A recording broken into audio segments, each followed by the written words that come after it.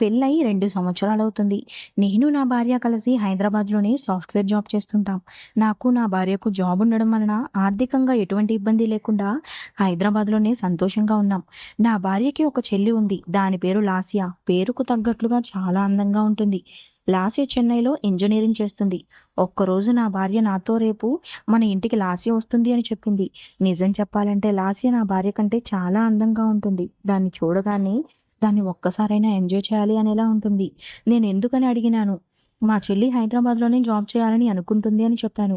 ఈ మాట వినగానే నాకు చాలా సంతోషంగా అనిపించింది. ఎలాగైనా లాస్యని నా వైపు తిప్పుకొని దానితో ఎంజాయ్ చేయాలనుకున్నాను. తరువాత రోజు ఉదయం లాస్య ఎప్పుడు వస్తుందా అని ఎదురు చూస్తున్నాను. మధ్యాహ్నం అవుతుంది. డోర్ బెల్ మోగింది. లాస్యనే వచ్చిందనుకుని డోర్ ఓపెన్ చేయడానికి నేను నా భార్య ఇద్దరం కలిసి వెళ్ళాం. డోర్ ఓపెన్ చేయగానే నేను అనుకున్న దానికంటే ఇంకా చాలా అందంగా ఉంది. ఎలా ఉన్నావు అనే పలకరింపులు అయిపోయాక, బావా నువ్వు రోజు రోజుకి చాలా హ్యాండ్సమ్‌గా అవుతున్నావని నాకు 2 బిస్కెట్లు వేసింది. మీ అక్క మంచిగా చూసుకుంటుంది అన్నాను. నా భార్య తనను ఫ్రెష్ అప్ అయి రమ్మని గెస్ట్ బెడ్‌రూమ్‌లోకి పంపించింది. లాస్య స్నానం చేసొచ్చింది. నా భార్య భోజనం చేయడానికి మా ఇద్దరిని పిలిచింది. డైనింగ్ టేబుల్ మీద లాస్య నాకు ఎదురుగా కూర్చుంది. దాని పెదాలు చూస్తుంటే ఆ పెదాలను ఎలాగైనా నా పెదాలతో జత చేయాలని మైండ్‌లో ఊహలతో సినిమా ప్లే అవుతుంది. భోజనం చేస్తూ తననే చూస్తున్నా. తను నన్ను గమనించి, ఏంటి బావా నన్ను కళ్ళతోనే తినేసేలా చూస్తున్నావు అంది. నేనేమీ లేదు అన్నట్లుగా తల అడ్డంగా ఊపి భోజనం చేస్తున్నాను. ఆ అక్క చెల్లెళ్ళు తమ పాత విషయాలు గుర్తుకు తెచ్చుకొని మాట్లాడుకుంటున్నారు. లాస్యతో నేను ఒంటరిగా మాట్లాడడానికి అసలే దొరకలేదు. రాత్రి కూడా ముగ్గురం కలిసి భోజనం చేశాం. భోజనం చేయడం అయిపోయాక హాల్లో కలిసి టీవీ చూస్తూ కూర్చున్నాం. అప్పటికి సమయం 11 అవుతుంది. పడుకుందాం పదండి అని మమ్మల్ని నా భార్య పిలిచింది. లాస్య నాకు ఇప్పుడే నిద్ర రాదు, మీరెళ్ళి పడుకోండి అని అంది. నాకు ఈ సమయంలో ఒంటరిగా దొరుకుతుంది అని నా భార్యతో నాకు కూడా నిద్ర రావడం లేదు అని చెప్పేశా. నా భార్య నాకు నిద్ర వస్తుంది అని చెప్పేసి వెళ్ళి పడుకుంది. నేను లాస్యతో మాట్లాడడానికి ఈ టాపిక్తో మొదలు పెట్టాలని ఆలోచిస్తున్నాను. ఈలోపు తనే, ఏంటి బావా నువ్వు ఏ టైంలో పడుకుంటావని అంది. ఇప్పటి వరకు పడుకునేవాడిని, కానీ ఎందుకో ఈ రోజు నిద్ర రావడం లేదు. మరి నువ్వు ఏ సమయానికి పడుకుంటావు? నేను పడుకునే వరకు 1, 2 అవుతుంది బావా. అవునా, అంత సమయం వరకు ఏం చేస్తావు? ఫ్రెండ్స్తో ముచ్చట్లు అంతే. నా లవర్తో చాటింగ్ అంత లేదులే. నన్ను భరించే అంత ఓపిక ఉన్నవాడు ఇంకా దొరకలేదులే బావా. మనసులో చాలా సంతోషపడ్డా. ఎందుకు, ఎవడు ప్రపోజ్ చేయలేదా, లేక నీకు ఎవరూ నచ్చలేదా? ప్రపోజల్స్ వచ్చాయి. మా కాలేజీలోనే ఒకడు నచ్చి ఓకే చేశా. మా ఇద్దరికి సెట్ అవ్వదు అని బ్రేకప్ చెప్పేశా. ఇంత అందాన్ని పాపం ఎలా వదిలేశాడో. వాడంతా సోదిగాడులే బావా. ఇప్పుడు వాడి గురించి ఎందుకు? లాస్య, నేను ఒక్కటి అడుగుతా, నువ్వేం అనుకోకూడదు. అలాగే ఖచ్చితంగా సమాధానం చెప్పాలి. అడుగు బావా. నువ్వు అడిగితే నేనేమనుకుంటాను? లాస్య, నువ్వెవరితోనైనా ఎంజాయ్ చేసావా? ఏంటి బావా ఇలాంటి ప్రశ్న అడిగావు? ఊరికే అడిగాలే, చెప్పు.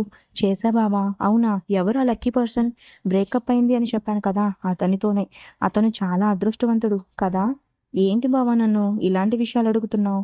ఏదో తెలుసుకోవాలని అనిపించి అడిగాను. నువ్వు ఎవరితోనైనా ఎంజాయ్ చేసావా బావా? ఏమడుగుతున్నావు లాస్య? నేను మీ అక్కను పెళ్లి చేసుకుని 2 ఇయర్స్ అవుతుంది. ఇంకా ఎవరితోనైనా ఎంజాయ్ చేసావా అని అడుగుతున్నావు? అయ్యో సారీ మామా. పెళ్లి కాకముందు ఇంజనీరింగ్లో నాకు ఒక ఎక్స్‌లో ఉండేది. దానితోనే అన్నీ అయిపోయాయి. మా అక్కకు పిండేసిన పడేసిన నిమ్మకాయనే వచ్చింది అన్నమాట. మరి నువ్వు ఇంకా ఫ్రెష్‌గా ఉన్న టమోటా అనుకున్నావా? నిన్ను కూడా ఎవడో పిండేసి పడేశాడు కదా. నేనేదో 2, 3 సార్లు చేశా. అంతే బావా. మగవాళ్ళు ఎన్నిసార్లు చేసినా ఫ్రెష్షే. ఏమోలే బావా, మనం ఈ విషయం గురించి గొప్పలకు పోవడం ఎందుకులే. నాకు మనసులో ఒక్క లాస్యని అడగాలి ఉన్నా కూడా ఏదో తెలియని భయం. ఏదైతే అదవుతుంది అని కొంచెం ధైర్యం తెచ్చుకొని అడగడానికి ప్రయత్నించా. లాస్య, నిన్నింకొక్క విషయం అడగొచ్చా? ఏంటి బావా, అడుగు. నీకు బ్రేకప్ అయిన అబ్బాయికి ఇచ్చిన ఆ అదృష్టం నాకు కూడా ఇస్తావా? నేను అడిగిన విషయం లాస్యకి పూర్తిగా అర్థమైంది. కానీ ఏమీ తెలియనట్లు, ఏంటి బావా ఏమంటున్నావని కళ్ళతో నేరుగా నా కళ్ళలోకి చూస్తూ అంది. వాడికి మొదటి ఛాన్స్ ఇచ్చావు కదా, రెండవ ఛాన్స్ నాకు ఇస్తావా? లాస్య నాతో ఏమీ మాట్లాడకుండా లేచి తన బెడ్రూమ్కి వెళ్ళిపోయింది. ఉదయాన్నే నా భార్యకి చెబుతుందా అని ఆ రాత్రి మొత్తం భయంతో నిద్ర కూడా రాలేదు. ఉదయాన్నే లేవగానే లాస్య నా భార్య వంటగదిలో ఉన్నారు. లాస్య కనీసం నా మొహం కూడా చూడట్లేదు. చాలా రోజులు నా భార్య దగ్గరలో లేనప్పుడు చాలా బ్రతిమలాడినా నాతో కనీసం మాట్లాడే ప్రయత్నం కూడా చేయలేదు. కొన్ని రోజుల తర్వాత నా భార్య తన ఫ్రెండ్ ఏదో ఫంక్షన్ ఉంది, ఈ రోజు నైట్ రాను అని చెప్పి వెళ్ళింది. నాకు ఇదే మంచి సమయం, ఎలాగైనా లాస్యని ఒప్పించి నా బానిస చేసుకోవాలని అనుకున్నా. నా భార్య వెళ్ళిపోయింది.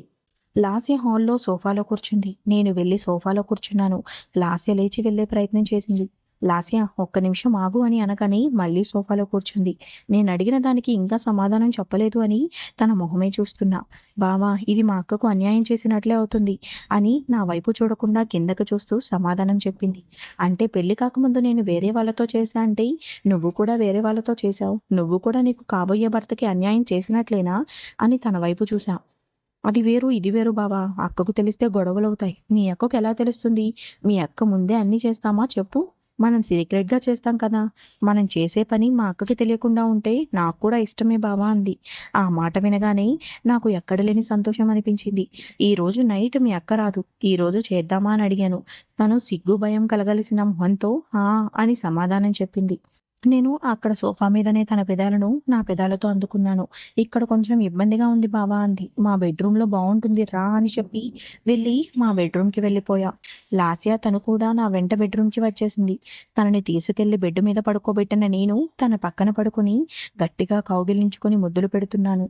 అల్లుకుపోయాను. దాదాపు ఒక గంట సేపు మా జంట పోరాటం సాగింది. ఫుల్లుగా ఎంజాయ్ చేసి తరువాత లాస్య అలాగే అలసిపోయి నా మీద వాలిపోయింది. కొద్ది సమయం తరువాత నా మీద నుండి లేస్తూ, ఏంటి బావా, మా అక్కతో రోజు ఎంజాయ్ చేయట్లేదా? ఎంత కసిగా ఉన్నావు? మీ అక్క నాతో ఎంజాయ్ చేయకుండా అసలే నిద్రపోదు అన్నాను. నా ఒళ్ళంతా హోనం చేశావు అంటూ వాష్రూమ్కి వెళ్ళింది. నా భార్యకి తెలియకుండా దాని చెల్లితో కూడా రోజు ఎంజాయ్ చేయడం మొదలుపెట్టాను. నా పనితనానికి నాకు బానిసైపోయి దానికి ఇంకా బాయ్ ఫ్రెండ్ అవసరం లేకుండా పోయింది.